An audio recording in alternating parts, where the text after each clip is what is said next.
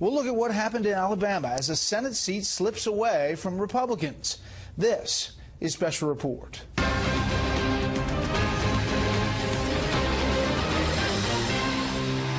Good evening. Welcome to Washington. I'm Bret Baier. The man in charge of the man investigating President Trump says he has seen no reason to fire him.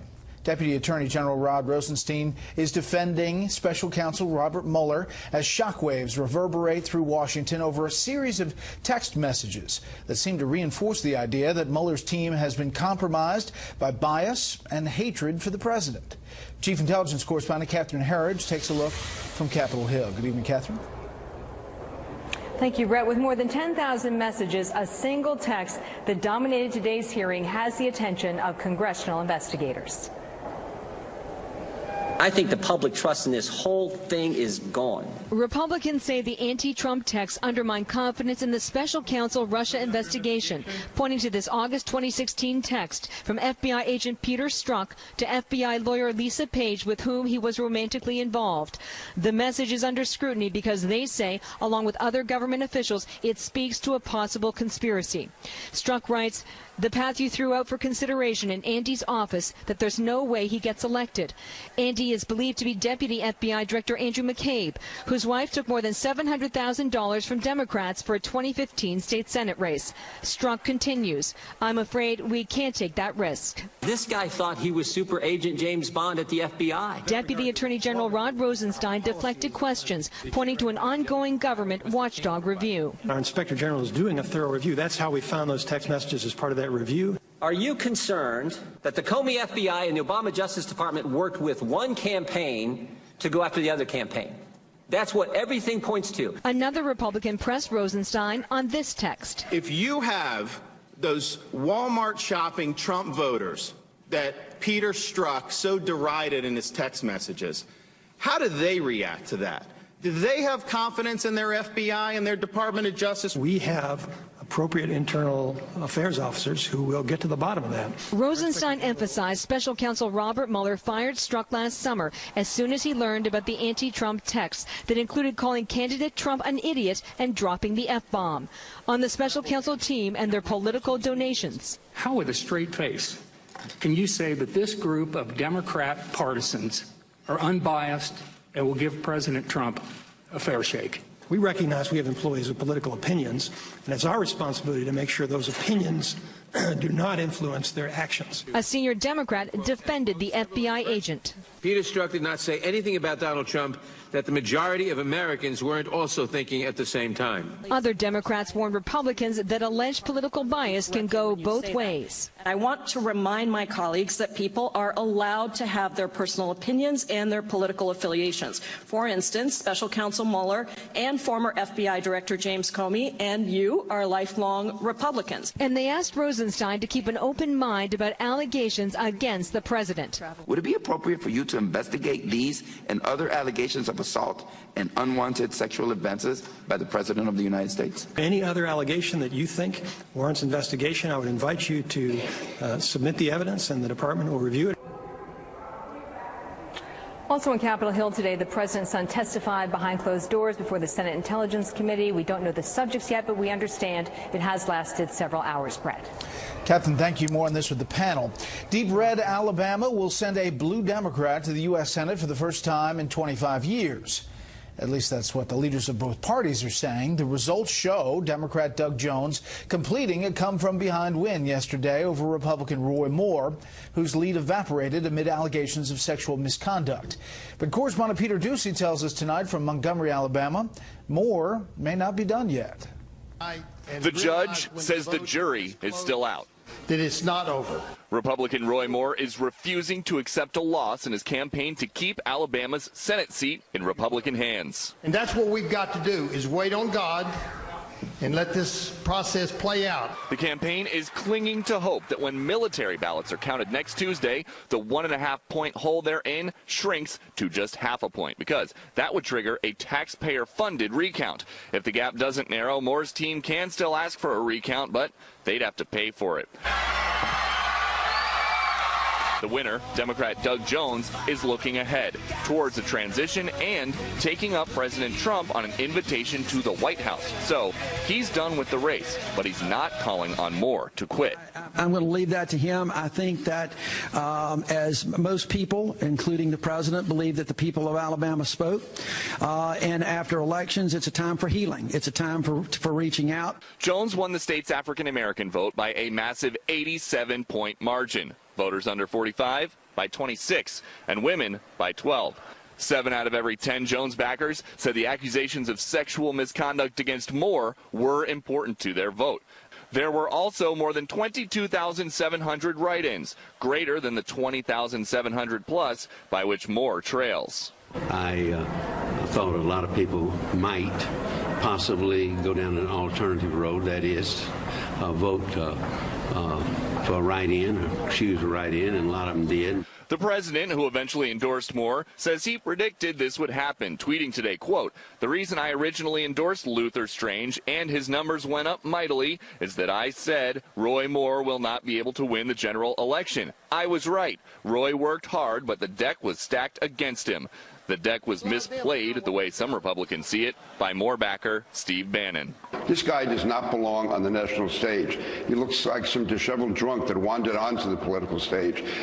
He does not represent anything that I stand for. Bannon has been laying the groundwork to challenge every sitting Republican senator in 2018 except for Ted Cruz and Orrin Hatch. His colleagues at Breitbart insist he will learn from this loss ahead of those midterms, but that Tuesday's result had a lot to do with Republicans condemning the Republican. Which credible figures in the GOP told people not to vote for Roy Moore? Mitt Romney, Ivanka Trump, Senator Shelby. That's where the defeat really came from.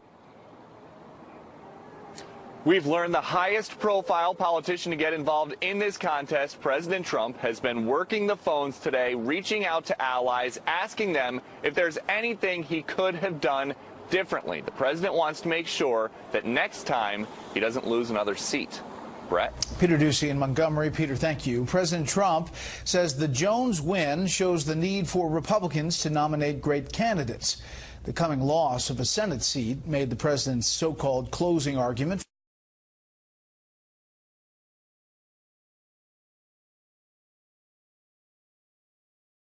Good evening, John. Brett, good evening to you. The loss in Alabama was a huge blow for President Trump because even though he didn't make an appearance in Alabama on behalf of Roy Moore, he did throw his political weight behind him, and Moore still lost. Now the president has to navigate a way forward for his agenda with a margin that leaves no room for error.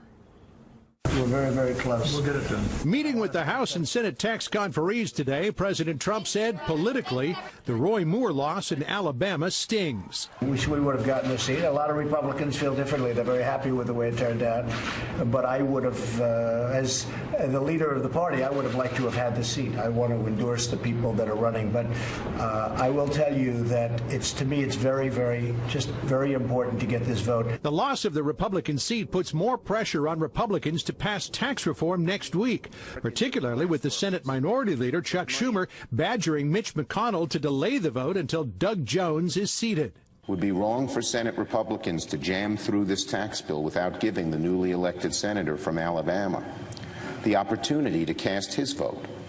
The people of Alabama deserve to have their representative in the Senate to debate the biggest issues of the day, and the tax bill certainly falls under that category. If the vote were to slide to January, the margin for victory would narrow even further than the current 2 votes. When asked by Fox News about that, President Trump said a vote next week is crucial, but played down the fallout of the Alabama loss. I think it's very important for the country to get a vote next week, not because we lost a seat, not because of that. I don't know what the vote will be, so I really, I think we're going to get the vote, but I will say we have to get more senators and more congressmen that are Republicans elected in 2018. In the White House Grand Foyer this afternoon, President Trump made his closing argument for tax reform, assembling 5 families to illustrate how tax reform will affect everyday Americans. The families were clearly thrilled with the idea. What this means to us as a family is that we will be able to pour out into our community, whatever that looks like, giving away to families that are in need. We are blessed to have such an amazing president, and what a good steward he is of our country. So thank you, Mr. President. The president pledged that tax reform will lay the foundation for an American renewal. If Congress sends me a tax reform, this is only a small beginning to the incredible things that our people will achieve over a very short period of time, and the tremendous heights that we will reach economically and so many other ways in our country. But with a 51-49 margin in the Senate beginning in January, the president may face tough sledding with his 2018 agenda, which includes controversial legislative items like immigration reform, a fix for the so-called Dreamers, and welfare reform. Not to mention that the president would like to take another run at repealing Obamacare. How could that loss affect your agenda going forward? I don't think it's going to affect it. I think we're doing a lot. This is the biggest thing that we've worked on. This also has to do with other subjects. As you know, I won't mention the subjects, but there are some subjects in here that are very vital to the beyond. I'm talking about beyond pure tax and tax cuts. After the Republican loss in Alabama, Democrats definitely smell blood in the water and are expected to hammer the president all the way through until next November, which is why President Trump stressed in a tweet this morning that Republicans have to nominate great candidates who can win. Brett? John Roberts, live on the North Lawn. John, thanks. Let's talk more about tax reform and other legislative issues. Mark Short is the White House Director of Legislative Affairs. Mark, thanks for being here. Brett, thanks for having me on. All right, so is this happening or not? It's happening. Yes, we've promised that we would get this done before Christmas so that American families can enjoy that as a Christmas present, that they'll have their taxes reduced next year, and we're still on schedule to get it done. All right, this is what we received up on Capitol Hill from the committee, the negotiators. It's not done until it's done, but here it is. 37% top individual rate. Corporate tax rate, 21%, goes into effect 2018. 10,000 state and local tax deductions split between property taxes, income sales tax. Repeals the corporate AMT as in the Senate bill. Graduate school stipends preserved as in the Senate bill. Medical expense deductions, Senate bill. AMT exemption increased to 500,000 individual, 1 million for couple. Deductions are maintained in the Senate bill, and private activity bonds, again, the Senate position. Is that, as you see it, those details that you all understand? Well, Brett, I think that Congress will be announcing their deal. It's for them to announce rather than me. It seems you have good sources, and I think that that's a pretty exciting package. So you're saying that this tracks with what you guys are seeing? It tracks with what we're seeing. I think it's a pretty exciting deal for the American people. It delivers significant middle-income tax relief, provides the largest corporate tax relief in American history, makes us more competitive, and brings jobs back home.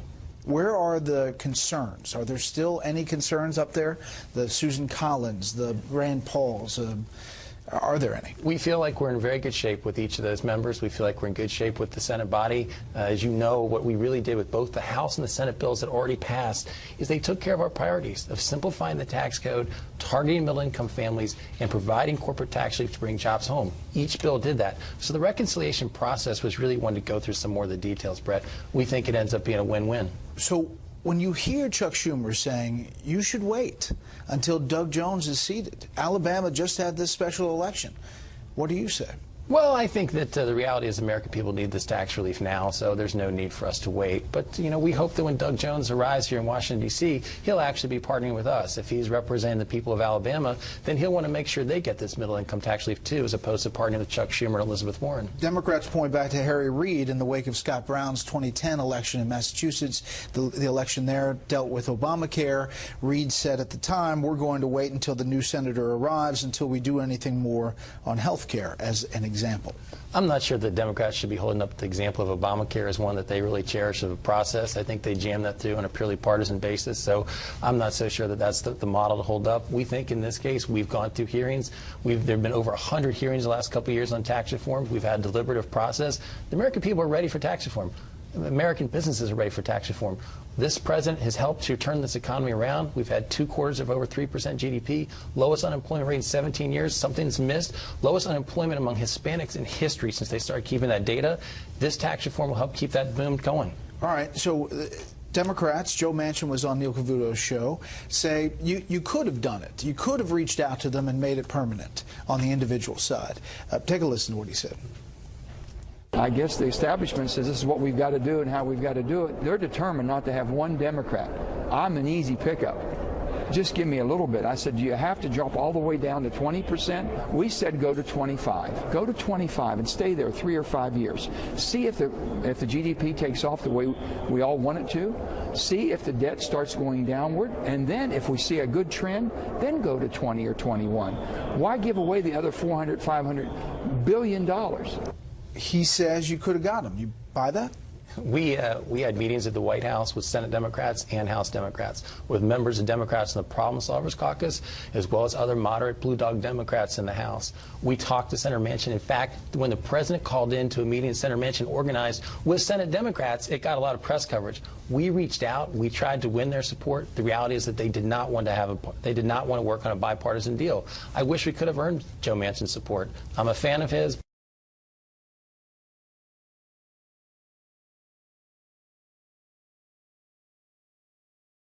The going word is that a continuing resolution will be put forward on Monday and that it'll go till the middle of January. Is that what you see? I think it's most likely there'll be another continuing resolution to get us into mid-January. I think from an administration perspective, we've submitted our budget back in early spring, late winter. Congress goes to an appropriations process that should be completed at the end of September.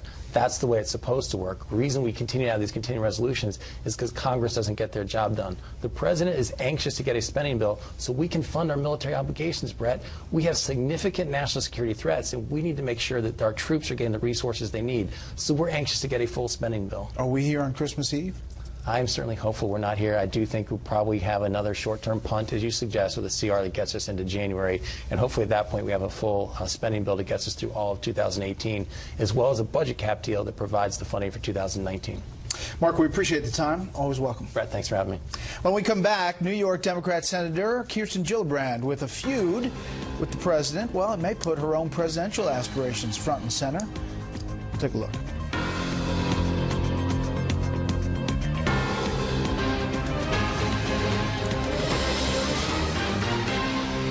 The Federal Reserve has voted to increase a key interest rate for the third time this year. It's upping its short-term rate by a quarter point to a still low range of 1.25% to 1.5%. The central bank saying it expects the job market and the economy to strengthen further next year. The Dow liked that news today, gaining 81 for a new record close, another record close. The S&P 500 dropped 1. The Nasdaq finished ahead 13.5. Talk about Democrat Senator Kirsten Gillibrand of New York, potentially running for president, got a huge shot of political adrenaline yesterday when she and President Trump went at it in the media and on Twitter. Chief Washington correspondent James Rosen reports for Gillibrand, politically speaking, it may be the right fight at the right time. I'm not going to be silenced on this issue. Democratic Senator Kirsten Gillibrand of New York told the Today Show President Trump's Tuesday morning tweet, recalling her 2010 visit to his Manhattan office for campaign contributions and saying she would, quote, do anything for them, effectively accused her of being willing to trade sexual favors for cash. Certainly that's how I and many people read it, and it was certainly just a sexist smear intended to silence me. The White House on Tuesday denied any such intent. I think only if your mind is in the gutter would you have read it that way. And on Wednesday, aides to the president accused Gillibrand of using the Me Too movement to advance her career. It's pretty obvious she's just trying to play politics here. I mean, she's a far-left senator with zero accomplishments to her name. She's out of touch with the American people. And quite frankly, she's trying to use the president's high-name ID to bolster her own. A potential 2020 contender, Gillibrand has previously introduced legislation tackling campus rape and sexual assault in the military. She has demanded President Trump resign over a raft of sexual harassment allegations he has wholly denied. I will be resigning as a member of the United States Senate. But Gillibrand had greater success persuading her party to force out Senator Al Franken of Minnesota, who faced similar allegations. It was also Gillibrand, occupant of Hillary Clinton's old Senate seat, who was first to say President Clinton should have resigned over the sexual allegations he faced. If she is leading on an issue in a way that is going to make Democrats uncomfortable. I think that's the very essence of leadership, that you don't always say what your main supporters are going to always rally behind. Look at the leader of the pack, Kristen Gillibrand, who last year was campaigning happily with Bill Clinton, sends him thank you tweets, and thinks it's all hunky-dory, and then when it's expedient to throw the Clintons overboard, which they've done, now they've done that as well. The Washington, Brett. James, thank you. Minnesota Lieutenant Governor Tina Smith will be that state's next U.S. Senator. Democrat Governor Mark Dayton has chosen his number 2 to replace Al Franken, who, as you just heard, is resigning over sexual misconduct allegations. Smith will fill the seat until a special election in November to complete the final 2 years of Franken's term. Franken has not given a date when he will leave the Senate. The Trump administration has withdrawn the nominations of a pair of prospective federal judges after objections from the head of the Senate Judiciary Committee. Iowa Republican Chuck Grassley expressed concerns about Jeff Mateer, who was up for a spot on the federal bench in Texas, for saying in a speech in 2015 that transgender children are evidence of, quote, Satan's plan.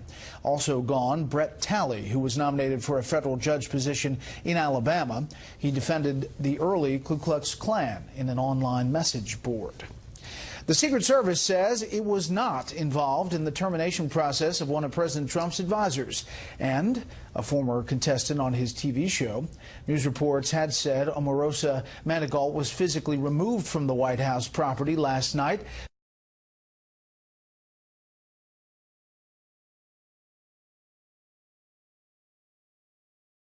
Director of the Office of Public Liaison.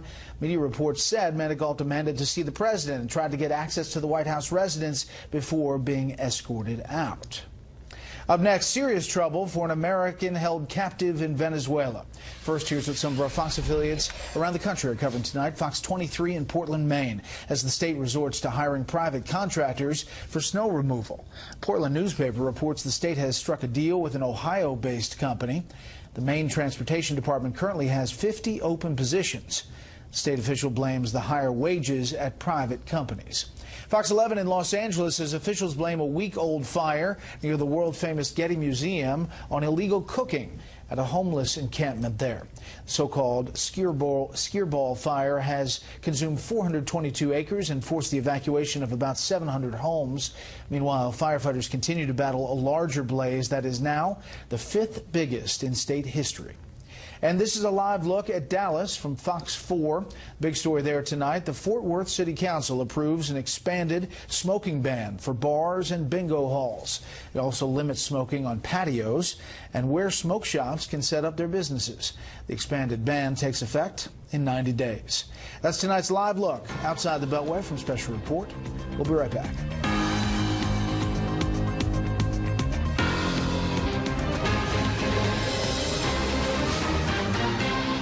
An American man jailed on weapons charges in Venezuela apparently will not be home for Christmas. Joshua Holt from Utah has already been in custody in Venezuela for a year and a half and may now be a pawn between two countries with serious relationship issues. Correspondent Kevin Cork fills us in from the White House. I'm very dizzy and I can't think. My stomach hurts super bad. I don't know what to do. It was a gut-wrenching window into the mind of an American held captive in Venezuela months after his arrest on what U.S. officials call trumped-up gun and espionage charges in the socialist country. Allegations the Mormon missionary's family call incomprehensible. I heard death in my child. It's not something that's easy. No parent should have to deal with. This is their wedding day. Holt went to Venezuela to marry a fellow Mormon he met online and start a family. Less than 2 weeks later, Holt and his wife were imprisoned by the Venezuelans. We've been living in a foggish nightmare for 18 months. And now he finds himself at the center of an international tug-of-war, reminiscent of the circumstance in North Korea that ended earlier this year with the tragic death of American Otto Warmbier, who died in June after being held prisoner for 17 months. Our consular officers from our U.S. Embassy in Caracas were last able to visit Mr. Holt on November the 7th. Back home, Utah Republican Senator Orrin Hatch released a statement in which he called on the U.S. government to redouble its efforts to bring Holt home. He's about as an innocent of a kid as you can find out there.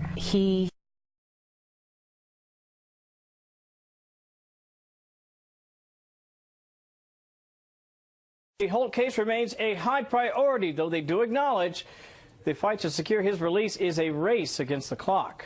Brett? Kevin Cork in the White House briefing room. Kevin, thank you. We'll stay on this story. The U.S. is about to open the most expensive foreign embassy ever. It's in London, and it comes with a price tag commensurate with its importance and its perceived attractiveness as a terror target. Senior Foreign Affairs correspondent Greg Palcott shows us tonight.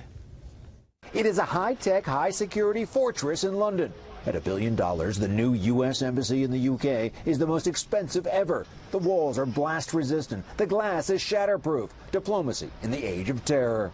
The world has changed, and so this building meets all those challenges, current challenges, and it's really designed for the next 50 years, 100 years. One important security feature, especially for a U.S. embassy in this land of castles, a 100-foot wide moat, offering protection on at least one side of the building. The folks here like to call it a pond. It was the exposed nature of the old U.S. embassy that helped push this move. 5 often deadly terror strikes in the UK this year underscored it. An urban environment, as we've seen in London, with the attacks on the bridge and elsewhere, are unknown and can happen anytime. The new embassy south of the Thames is more remote, but not without risk. Suspicious vehicles near the site had triggered controlled detonations earlier this year. We have to take the rough with the smooth. And of course, there will be concerns and there will be disruptions. 1,000 embassy staffers will be accommodated in a safe and open environment. The sale of the old embassy at another property paid for the new one. The embassy, according to Ambassador Johnson, will be dedicated by President Trump in a visit scheduled for early next year. Do you think when President Trump comes here to dedicate it, he'll be satisfied by the standards that he sees? I think he's going to love it. The new U.S. Embassy opens to the public on January 16th. Unfortunately for the White House, there's no sure defense against bad public reaction the president might encounter during any UK visit. Brett. Greg Palcott in London. Greg, thank you. Up next, the panel on those derogatory texts about President Trump from 2 members of the special counsel's team investigating him. We'll also talk about that fiery hearing about it today. First, beyond our borders tonight, top officials from the world's Islamic nations are in Turkey tonight to try to forge a united stance against President Trump's recognition of Jerusalem as Israel's capital. The Palestinian president says he will not accept any role for the U.S. in a peace process. Turkey's leader is calling Israel a terror state. The head of the U.S. Marine Corps installations in the Pacific is apologizing after a Japanese boy was injured by a window that fell from an American military helicopter. It's the second such incident in the past week in Okinawa. The accidents have fueled sentiment there against the heavy U.S. military presence. 2 journalists working for Reuters are in custody tonight in Burma. The government is accusing them of obtaining secret, important papers from police officers with the intention to share it with foreign media. The officers had been working in the region where Burma has forced more than 625,000 minority Rohingya Muslims to flee to neighboring Bangladesh. Just some of the other stories we're following beyond our borders tonight. We'll be right back.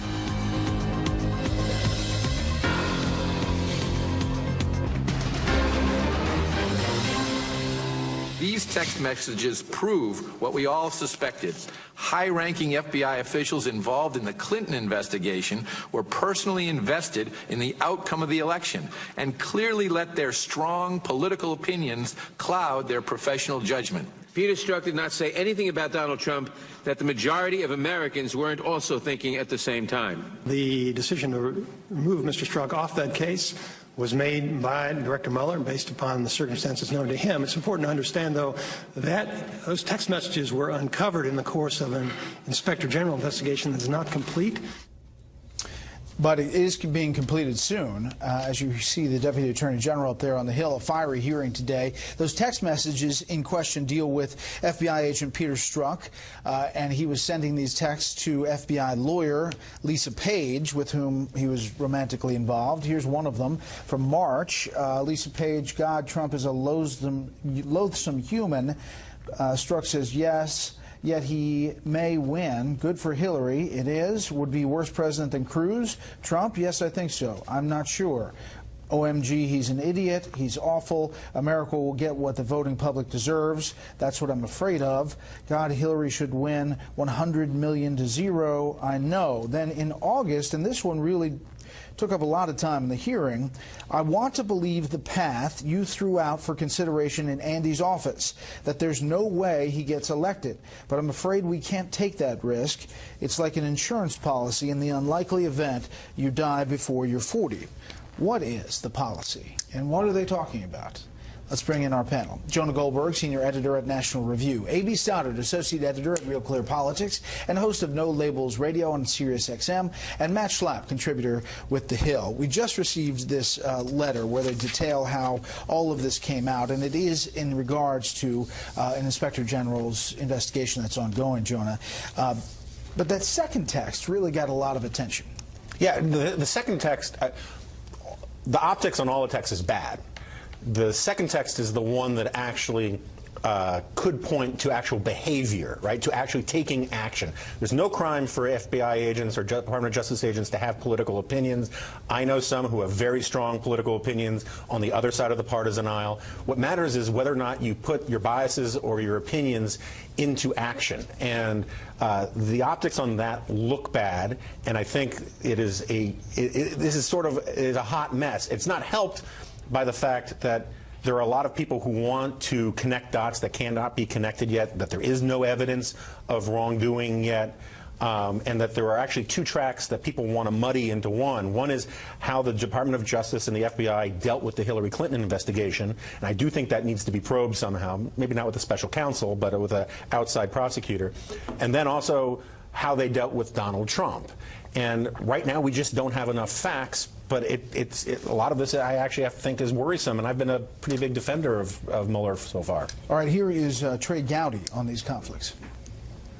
What happens when people who are supposed to cure the conflict of interest have even greater conflicts of interest than those they replace? You nor I nor anyone else would ever sit Peter Strzok on a jury. We wouldn't have him objectively, dispassionately investigate anything, knowing what we know now.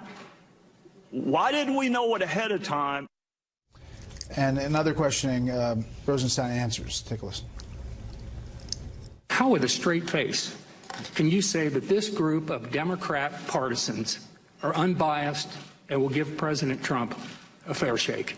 We recognize we have employees with political opinions, and it's our responsibility to make sure those opinions do not influence their actions. I believe that Director Mueller understands that, and that he is running that office appropriately. A.B. Well, Mueller transferred Strzok for the reasons that we're talking about, and I agree with Jonah. I think it looks terrible. I think he behaved unprofessionally, perhaps unethically, if it leads to some kind of measurable behavior. But in the end, these cases are based on facts. This is not a Trump tweet. Robert Mueller is going to bring cases that are based on facts. He will not try to make up facts. He will have to defend his work.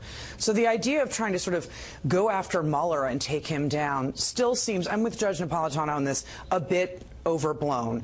There was some reporting at the end of last year before the election about how the FBI was Trump land. There was so much anti-Hillary, pro-Trump, particularly in the New York wing of the FBI, that this is the reason that James Comey ruined his reputation by coming out and doing what he couldn't do and shouldn't do. Commenting July 5th on Hillary Clinton, then releasing on October 11th, both of which she believes were fatally injurious to her campaign. And so he did it because he was so afraid she would win that the pro-Trump forces in the FBI would leak on him, making it look like he covered for her. In the end, Peter Strzok, no matter what he did in the Flynn interview, did not make up the case against Flynn. Sure, understood, and it is based on facts. But I guess when they're talking about Andy's office, about the path that they throw out for consideration, and that they should do this as an insurance policy, because I'm afraid, he says, we can't take that risk, that Trump gets elected. Yeah. What are they talking about? Don't we want to know what the path is? What are they talking about doing? I mean, I'm not... We talk here about conspiracy theories and staying to the facts. This goes down that conspiracy theory lane.